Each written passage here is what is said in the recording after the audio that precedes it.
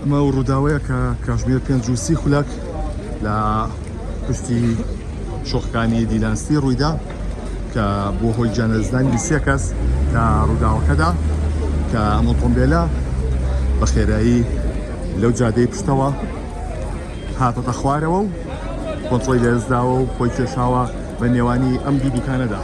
ئەوەی دەبینین لە وێنەکاندا ئەم ئۆتۆمبیلە بە خێرایی زۆر هاتووە، 3 کەسی ژیانی لەدەستداوە. لە ئێستادا تیمەکان لێرەن بۆی کە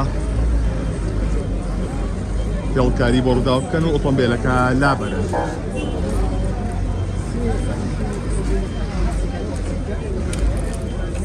ئەمە ڕووداوەیە کە کاتژمێر 5:30 خولەک لە پشتی شۆخەکانی دیلانستیەوە ڕوویدا لە شاری سلێمانی.